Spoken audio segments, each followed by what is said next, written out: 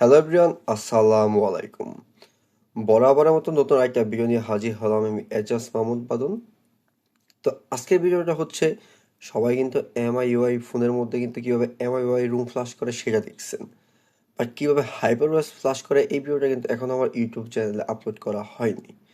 তো আমার হাতে যে ডিভাইসটা সেটা হচ্ছে রেডমি নোট 13 একটা ডিভাইস। তো এই ফোনটার মধ্যে কিন্তু আমি কাস্টম রুমের তো এই ফোনটার মধ্যে কিন্তু আমি কাস্টম রুম ইনস্টল করছিলাম। তো এক পর্যায়ে কাস্টম রুম ইনস্টল করতে করতে যার ফোন সে একটু বেশি পাকনামি কইরা ফোনটার বুট লোপে চলে যায়। রিকভারি তো যাচ্ছিল না, জাস্ট ফার্স্ট বুটে বুট লোপ হয়ে গেছিল। দেন ফোনটাকে আবার স্টক রুমে ফ্লাশ করে তারপর ফোনটাকে অন করতে হয়েছে। তো আমি অনেক চেষ্টা করছি ওই অবস্থাতে কাস্টম রুমে শিফট করার জন্য, কিন্তু পারি নাই। আমাকে আবার পুনরায় সেই স্টক রুমে ব্যাক করতে হয়েছে। তো এই ফোনটার মধ্যে কিন্তু একেবারে রানিং যে এমআই ইউআই ভার্সনটা আছে, এই ফোনটা যে রিলিজ হয়েছে সেটা কিন্তু আছে হাইপারওয়াস 2.20। আমি ফোনটার মধ্যে কিন্তু অলরেডি স্টক রুম ফ্লাশ করছি, কিন্তু সে খুবই লাকি যে ফোনটার মধ্যে এখনো আনলকড। হ্যাঁ, এখনো ফোনটা আনলক অবস্থায় আছে। আমি ভাবছিলাম লক হয়ে যাবে, বাট আনলক অবস্থায় আছে। আমি তারপর আপনাদের দেখাচ্ছি কিভাবে আপনারা এটার মধ্যে স্টক রুম ফ্লাশ করবেন। ধরেন, তারপর আমি দেখাচ্ছি কিভাবে এটার মধ্যে স্টক রুম ফ্লাশ করবেন। তো চলুন ভিডিওটা শুরু করা যাক।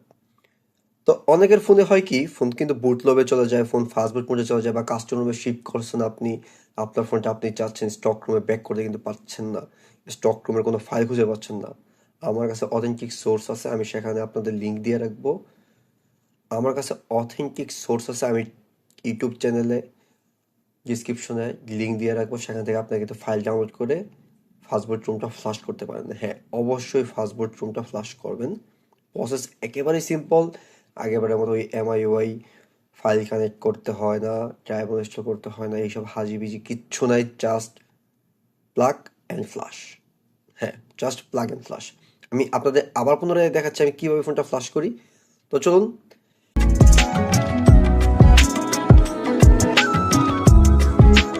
তো ফার্স্টে কিন্তু আমার কাজ হচ্ছে কি, ইউএসবি ডিবাগিং অন করা। প্রথমে আমি ডেভেলপার অপশনটা অন করে দিব। আমি কিন্তু অলরেডি অন করে নিচ্ছি, এই যে অন করে নিচ্ছি। জাস্ট ইউএসবি ডিবাগিংটা কিন্তু অন করে দিব। আর যাদের ফোন ফ্লাশ করার পরে বুটলোডারটা লক হয়ে যায় তারা পুনরায় আনলক করে দিবেন। আর যাদের আনলক অবস্থায় আছে তারা তো জাস্ট অলরেডি ফ্লাশ করতে পারবেন। কিন্তু সামনে যে বর্তমান সিচুয়েশনে যে ফোনগুলা সবগুলো কিন্তু বুটলোডার আনলক থাকে, তারপর কিন্তু স্টক রুম ফ্লাশ হয়, অন্যথায় কিন্তু ফ্লাশ হতে চায় না বা বিভিন্ন প্রবলেম হয়। তো বেশি প্রবলেম হলে বা যদি না পারেন, অন্তত আমার সাথে যোগাযোগ করতে পারেন, কিংবা নিকটস্থ কোনো শপে যোগাযোগ করবেন, কিন্তু নিজে নিজে করা ট্রাই করবেন না। জাস্ট আমার কিন্তু এই জায়গায় ফোনের কাজ শেষ, ফোনের কোনো কাজ নেই। আমি ফোনটা সুন্দর করে অফ করে নিব, আর ফোনটা চলে যাবো আমি ফাস্টবোর্ড মোডে।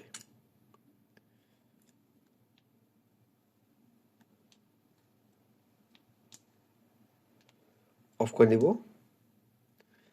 আমি অফ করার অবস্থায় মানে রিস্টার্ট দিছি, আর ফোনটার মাইনাস বাটনে প্রেস করে ধরে গেছি। এই দেখেন, প্রেস করে ধরে গেছি। এটা ছাড়বেন না যতক্ষণ তো ফোনটা ফাস্টবোর্ড মোডে পোর্ট না হচ্ছে। এই যে ফোনটা কিন্তু অলরেডি ফাস্টবোর্ড মোডে বুট হয়ে গেছে। আমার কিন্তু এই জায়গায় কোনো কাজ নাই। আমি জাস্ট এই জায়গা থেকে আমার পিসির সাথে যে কেবলটা আছে সেই কেবলটা আমি কানেক্ট করে নিচ্ছি। এই আমার কেবলটার সাথে টাইপ সি কেবলটার সাথে আমি কানেক্ট করে নিচ্ছি। অলরেডি আমার পিসিতে সকল র্যাম ইনস্টল করা আছে। এখানে তেমন আর কোনো কাজ নেই আমার। এখন আমি চলে যাবো আমার পিসির সফটওয়্যারে। হ্যাঁ, দেখাচ্ছি।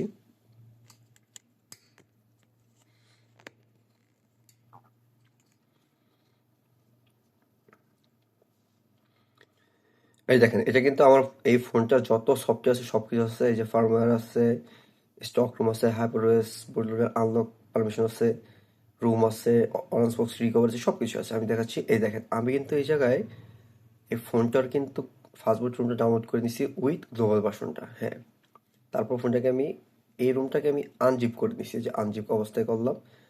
আনজিপ করার পর দেখাচ্ছি আমি আপনাদের। এই যে আনজিপ ফাইলটা, জাস্ট এখানে আমার কোনো কাজ নেই। আগে যেমন এমআইইউআই 2কে ফ্লাশ করতে হইতো, এরকম কোনো কিছু করতে হবে না। জাস্ট এই যে দেখেন, ফ্লাশ অল, ঠিক আছে, জাস্ট ক্লিক। এই দেখেন, আপনার ফোনটা কিন্তু অলরেডি ফ্লাশ হওয়া শুরু হয়েছে। তো মিনিমাম 3 থেকে 4 মিনিট লাগে ফোনটা ফ্লাশ হইতে।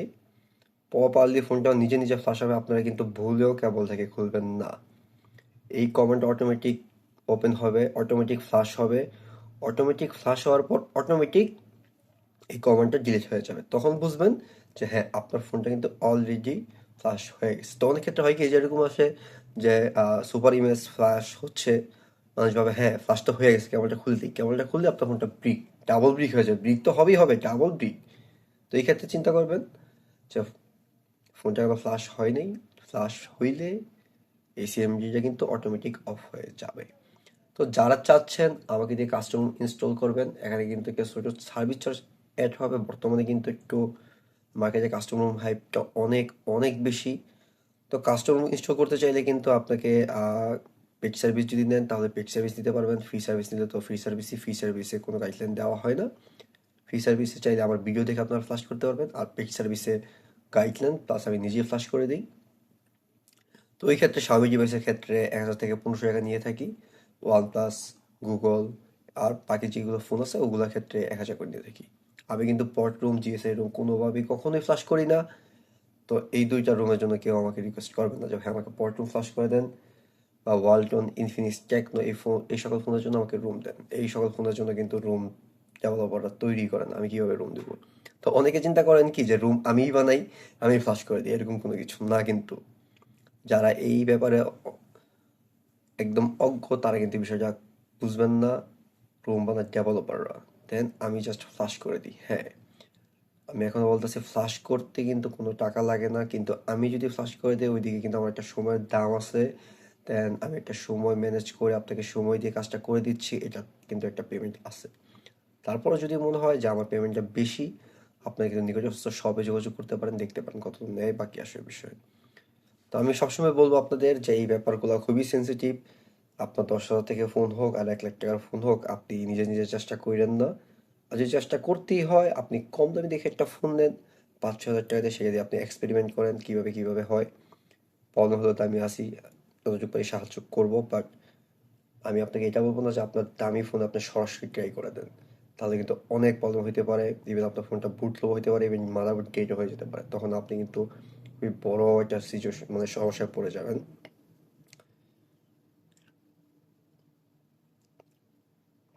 তো এই ভিডিওটা কিন্তু হচ্ছে আমার 2026 সালে প্রথম ইউটিউবে ভিডিও পাবলিশ করব। তো 26 সালে কিন্তু এখনো কোনো ভিডিও পাবলিশ হয় নাই, খুবই রিসেন্টলি আমি ভিডিওটা পাবলিশ করে দিব। ফ্লাশ হইতে একটু সময় লাগবে, একটু সময় দিয়ে অপেক্ষা করতে হবে আপনাদের।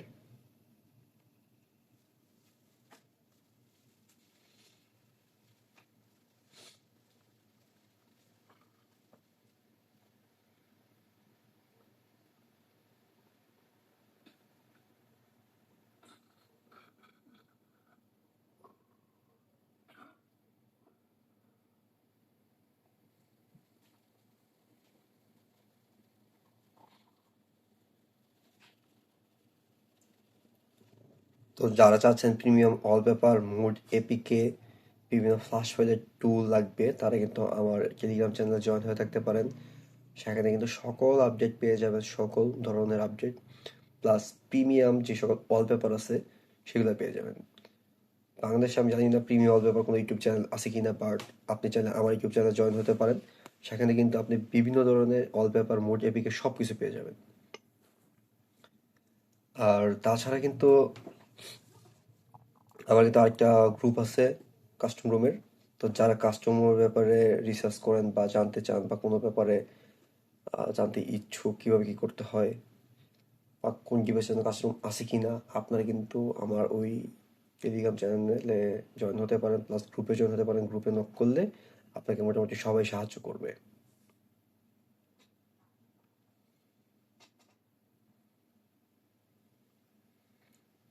আমি চাই আপনাদের এই সকল বিষয়গুলো একদম ছোট্ট থেকে বড় পর্যন্ত সবকিছু খুব সুন্দরভাবে শিখিয়ে দেওয়ার জন্য। মানে জিনিসগুলো খুবই ছোট কিন্তু অনেক সেনসিটিভ বিষয়, কারণ এগুলো যদি না পারেন তাহলে অনেক প্রবলেম হয়ে যায়। এই জায়গায় কিন্তু টোটাল ফ্লাশ ফাইল হচ্ছে 9টা, অলরেডি কিন্তু 6টা ফ্লাশ হয়েছে, আরও ফ্লাশ হবে কিন্তু 7টা।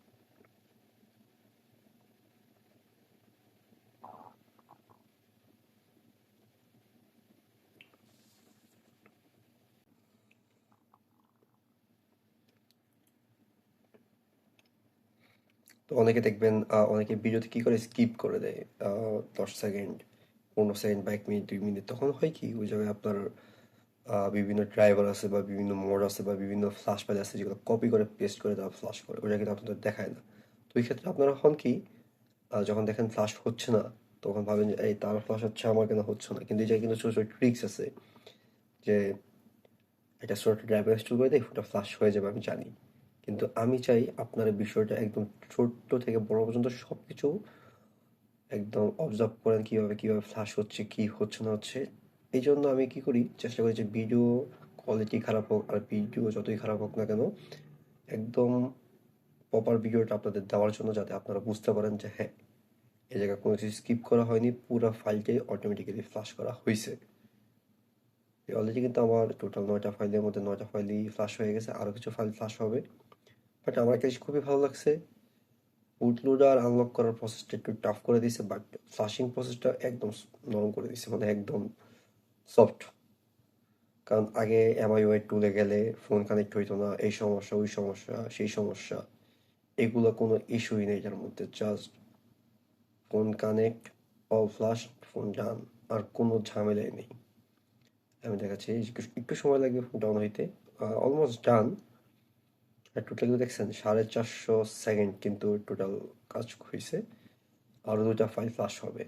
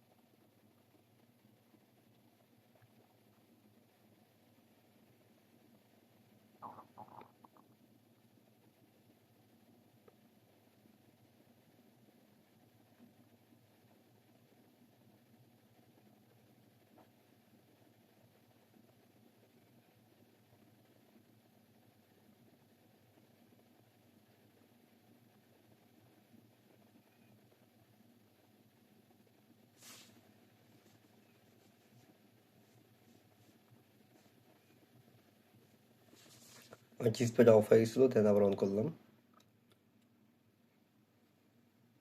আপনার কিন্তু যাই কিছুই করতে হবে না, আপনার জাস্ট কোনো কমান্ড টুল ফ্লাশ করতে হবে না, ফোন অটোমেটিক্যালি নিজে ফ্লাশ হবে, সে নিজে থেকে সব কিছু করবে, আপনার এখানে কিছুই করতে হবে না।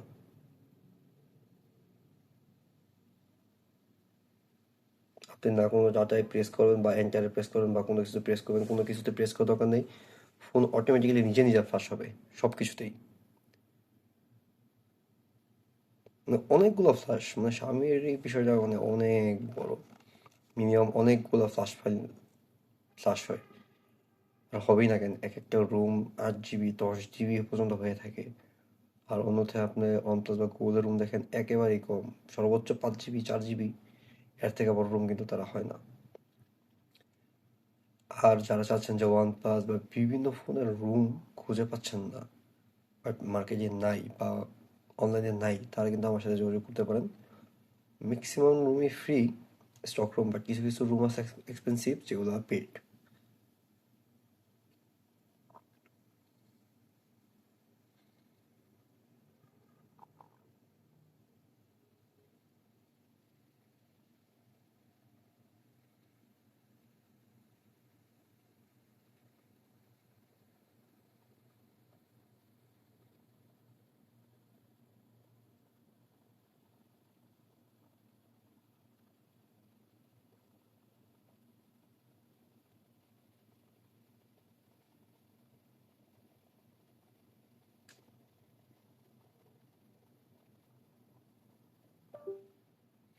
এই যে দেখতে পাচ্ছেন অলরেডি কিন্তু ফ্লাশ হইয়া এই জায়গা থেকে অলরেডি রিমুভ হয়ে গেছে।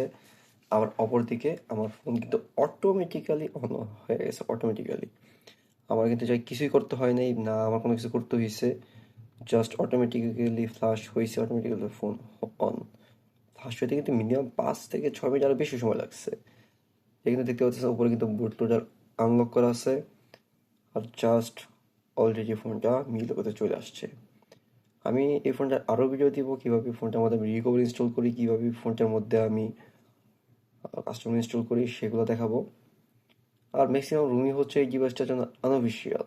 আমি আনঅফিসিয়াল রুম কখনো ইনস্টল করি না, পট রুম, জিএসএ রুম কখনো ইনস্টল করি না। বাট আমার ফ্রেন্ডের ফোন পেলে জাস্ট আমি ইনস্টল করতেছি, নয়তো বা তাও করতাম না আমি। এই দেখতেছেন হাইপারওয়েস কিন্তু অলরেডি অন হয়ে গেছে। তো এটাই হচ্ছে হাইপারওয়েস ফ্লাশ করার একটা ছোট্ট একটা প্রসেস। এই প্রসেসের মাধ্যমে কিন্তু আপনারা হাইপারওয়েস রুমটা ফোনটার মধ্যে ফ্লাশ করতে পারেন, একদম স্টক রুমটা। চাইলে কিন্তু ডাউনগ্রেড আপডেট দুটাই করতে পারবেন। যাদের ভিডিওটা ভালো লাগে ভিডিওটা লাইক শেয়ার সাবস্ক্রাইব করে রাখবেন। ধন্যবাদ, দেখা হচ্ছে পরবর্তী আরেকটা ভিডিওতে।